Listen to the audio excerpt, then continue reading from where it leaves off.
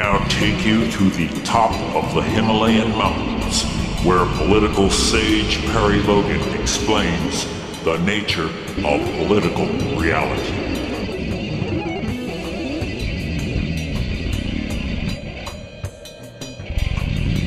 Okay,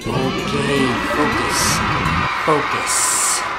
There isn't much oxygen up here, is there?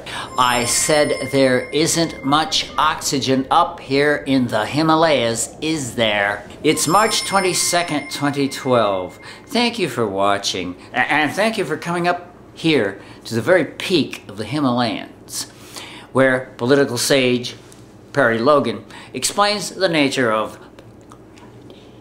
simply put, politics as it is practiced in the United States these days is the deliberate creation of a separate individual reality. Think about that as you freeze your butt off up here in the Himalayas.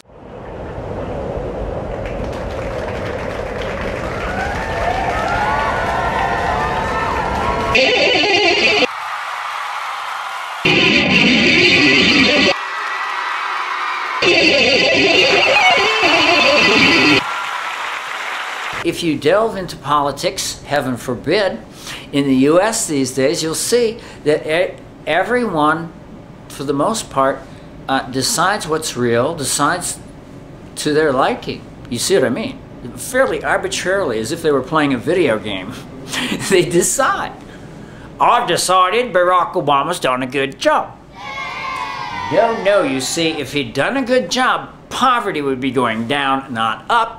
If he'd done a good job, he would be like leaps and bounds ahead in the polls, which he is not.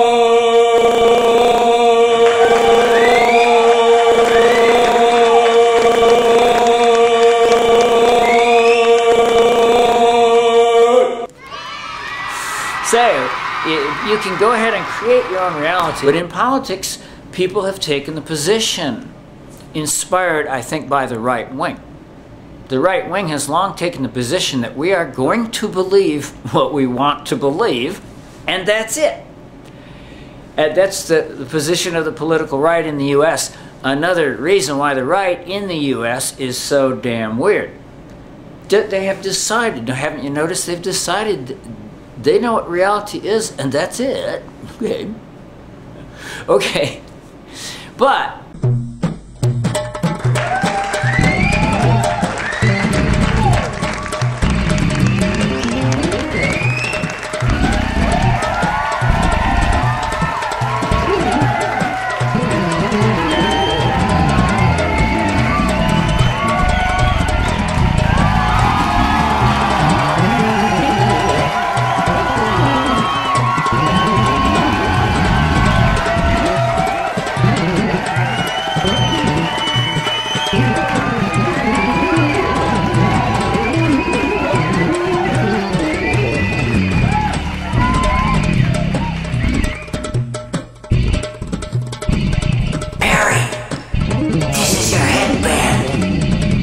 taking over your mind, Perry. This is your headband. I'm taking over your mind.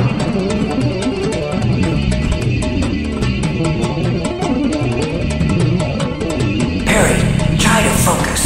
You're telling us about the nature of political reality. Oh, thank you, headband, for reminding me. Well, the point is that it really isn't just the political right.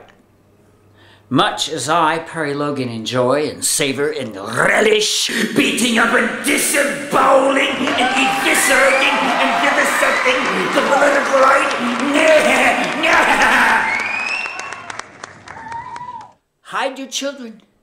Anyway, much as I like to, you know, eviscerate the right. Well, it's being practiced big time by everybody, though. Everybody.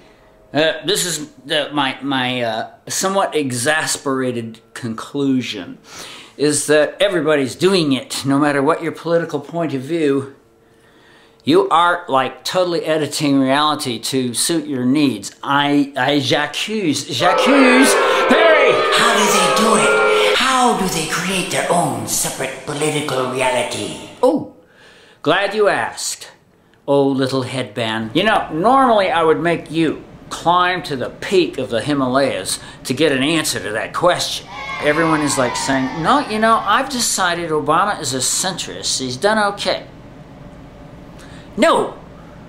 Obama is a neocon, as any reasonable listing of his foreign policy decisions, which are like a nightmare from Dick Cheney hell.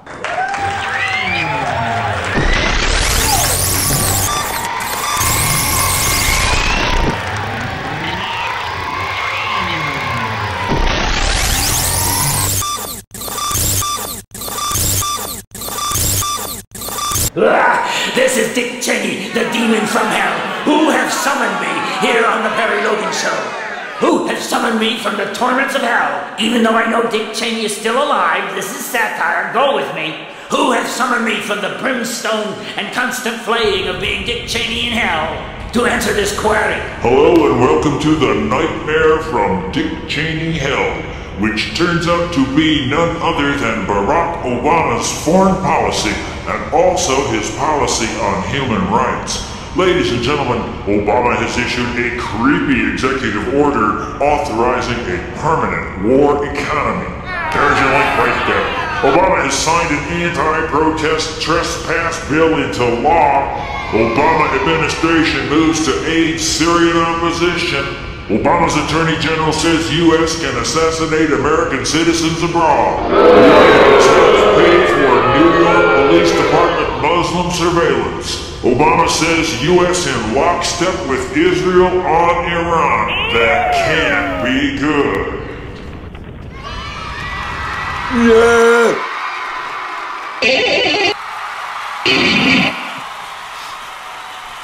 Welcome to the Nightmare from Dick Cheney hell. Oh, okay, all right. Was I hooking it up? The Nightmare from Dick Cheney hell. People create their political reality, and they do it quite simply by cherry picking. All right, this is part of the whole argument here. But one pays a price for all this cherry picking, and of course, first and foremost, it is the price of pig ignorance. Yes, write this down. I hope you're taking notes. I hope you're like keeping a tattoo of this show. You're like taking notes on your arm. Nevertheless, you pay this huge price in ignorance, do you not? Right? You know, you have to just tailor reality to your political whims. All right, so the first thing is you're gonna be pig ignorant. And I promise you that if you're a Democrat, if you still think of yourself as a Democrat, hey, in your face here, if you think of yourself as a Democrat here on March 22nd, 2012, well, then you're ignoring much of reality. You are, as they say, pig ignorant of reality. You don't know, or you don't care, or you have rationalized that, you know, things like, did you know that drone attacks are strictly illegal? Now, don't go pig ignorant on me. Drone attacks are strictly illegal, and fearless leader, guy we love, but the worst Democrat ever, Obama, the worst Democrat ever, what am I saying? He hath wrested the crown of worst president ever from George W. Bush, whom one might have thought would hold that crown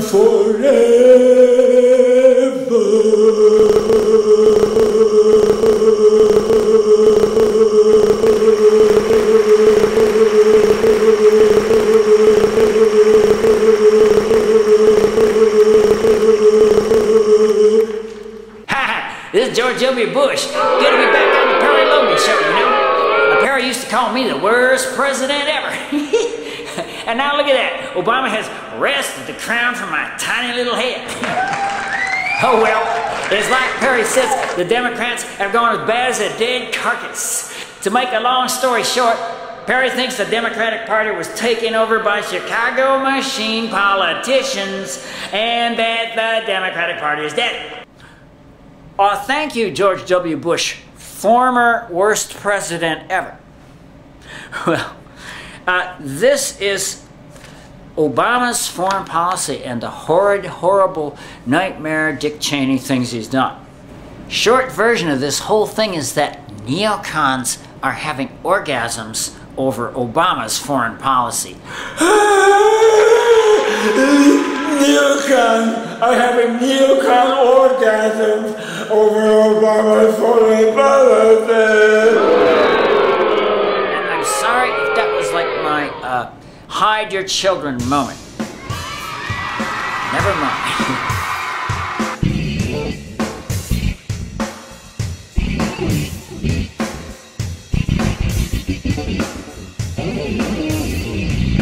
So let's just say you set up your own version of reality with some preposterous proposition at the heart of it, i.e., Obama is a centrist, he's done okay. No.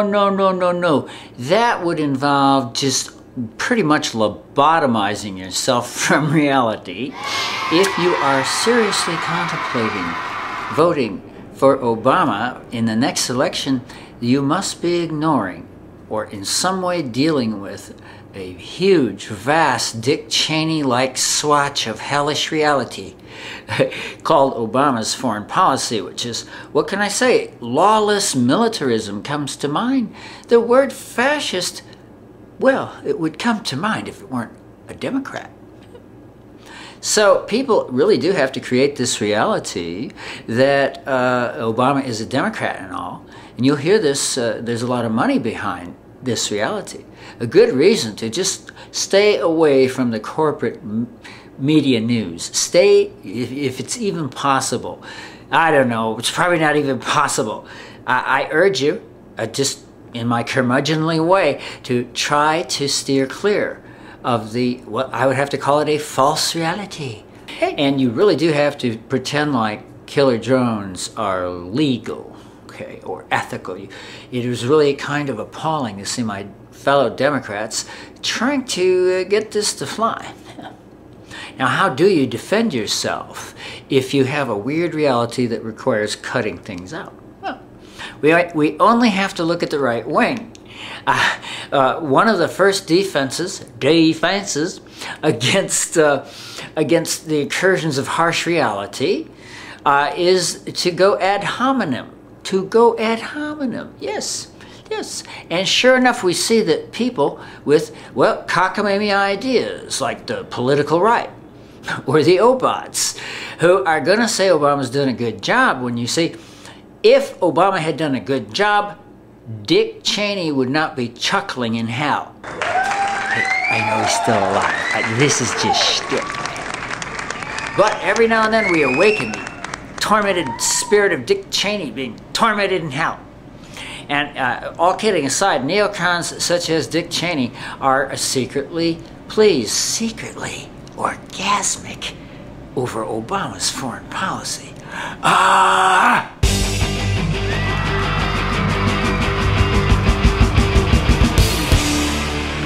The old recede back into the book trick, huh?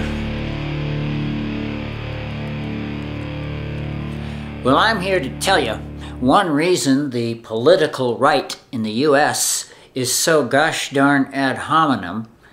Oh, come on, they gave us hate radio. They gave us swift boating. They gave us Roe v. in politics. They gave us all of this stuff. They gave us witch hunts. They gave us the whole the whole character assassination thing. They have raised it to a highly sophisticated art form. And, you know, I hate this equivalence talk. The right has elevated the character assassination to the level of an art form for the simple reason that in any sort of fair exchange, people go with the leftward view. This has not changed. Well, but nevertheless, you know, I suppose we are talking about human nature in general, that everybody edits their reality. I would never throw the first stone on saying, oh, you edit your reality. You know, but when you start editing out, oh, let's say Obama's entire foreign policy, that's all there is to it. If you went out and did a little homework assignment, could I give you a homework assignment? It's not as hard as the last one. I'm still waiting for some of those papers from you, okay?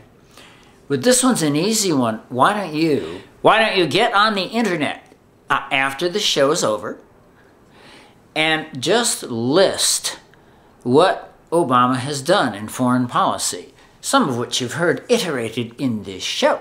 To defend themselves against all this information, people get very ad hominem, and that's the political right, where it's become an art form. And over on the left, it's the Obots. One reason I complain about the Obots is almost the only thing they ever do. They're just a cult of personality people, and they're not really lefties in any real sense. They just want to await further orders from a fearless leader. All I can say is I've had many exchanges with the Obama enthusiasts, and they've all been unpleasant. They have been singularly, all these folks do, to speak truth here, to speak truth to power. Defenders of Obama, you say, are defending the status quo. Please note, Obama is the president. He is the status quo. So I'm the one who's speaking truth to power here. Just thought I'd point that out. Don't look at me. So these defenders of the status quo never defend Obama. It's pretty amazing. It's pretty amazing. It's an authoritarian attitude, and I think it bespeaks a cult of personality. Now that's just sad. No. Do you know why that's sad?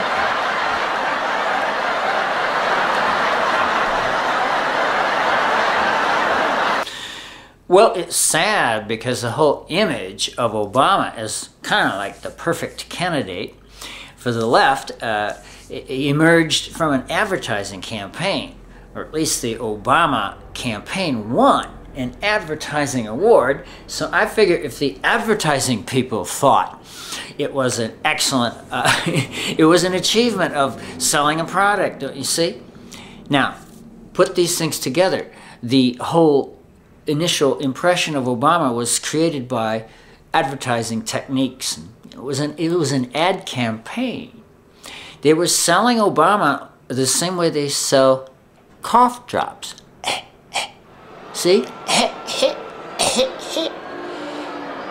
And so people who are into a cult of personality about this guy have been manipulated by an advertising campaign. That's just another way of pointing out how pathetic the Obots are. And you know, you really got to wonder how much reality are these poor bozos filtering out that they have to be such stinkers. Part of the price you pay by editing out whole portions of reality is that you go very ad hominem, and of course you make enemies. The Obots have made enemies for the Democrats. I keep trying to tell you this, but it's like I'm speaking another language.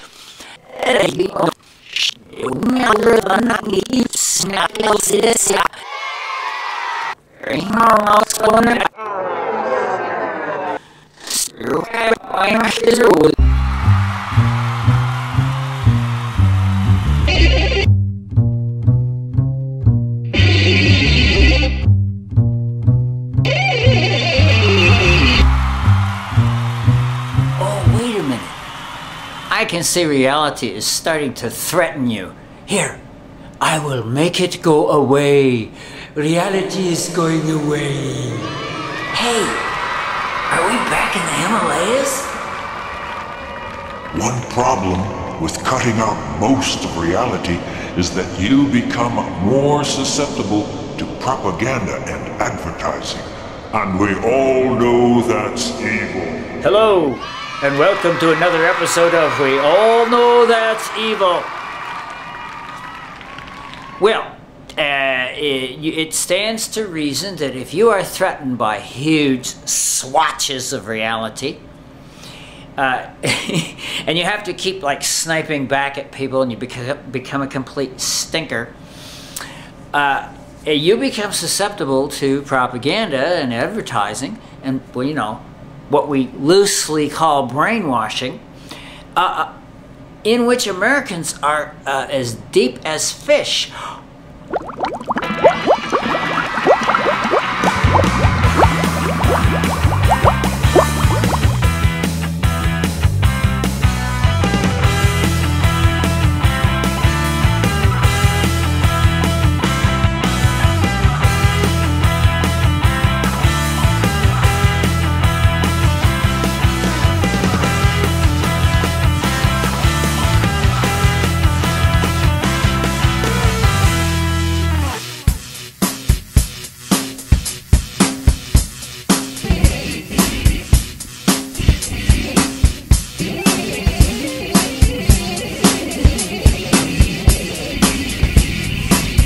Do not adjust your television set, unless of course it needs adjusting.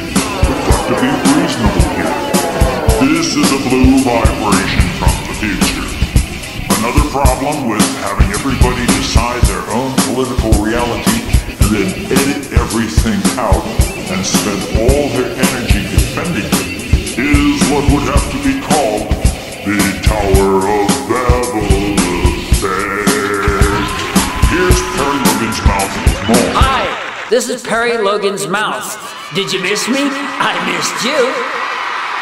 This is Perry's Mouth, just emphasizing that, of course, if everybody decides what they're going to believe and then goes off and believes it, you have what would have to be called a Tower of Babel, with everybody defending their own views and using usually the nastiest tactics to defend their views, and that's what we have in American politics today. Oh, we're still attached. Yes, well, of course, what we have today is enough to drive anyone nuts. In case you're wondering if I sound a little nuts, okay, if I sound a little more nuts, it's that I am seeing all these dumb realities being sold, these realities that really do involve tailoring out everything, cherry picking everything. That is the nature of political reality, at least as it's being practiced here in the U.S. And another problem with it is that it's very aggravating, because people, they simply respond to hostile information. You see, more and more information becomes hostile, and you have to exercise what people have called selective skepticism. I don't want to get too head trippy on you, but people have called it selective skepticism, whereby, you know, you just, well, that's cherry picking again. You just say, oh, I'm skeptical about that. It's like when I, Perry Logan, cite the Harvard Injury Control Research Center. There's a real place called the Harvard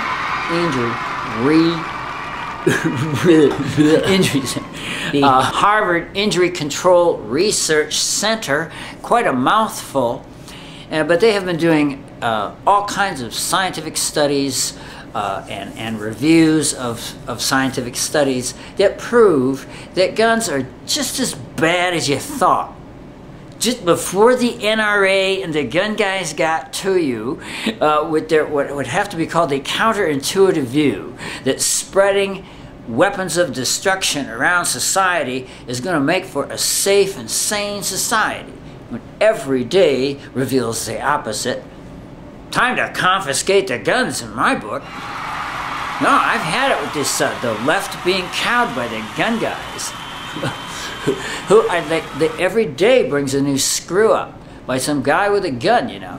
The gun guys would just say, well, and, well, okay, but the Harvard Injury Control Research Center has been turning up study after study showing guns are just as bad as a common sense person other than a gun guy would say. And what I get from the gun guys is selective skepticism, i.e. they have created their reality where guns are nurturing as mother's milk. Hi, welcome to the gun guy reality where They go down the basement and cook up their stats. They go down the basement and cook up their own stats, proving guns are as nurturing as mother's milk, and that if we just had a few more guns, we'd all live forever.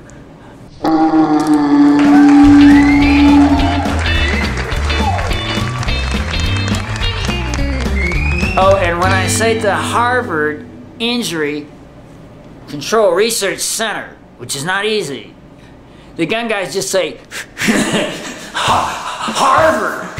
What do they know?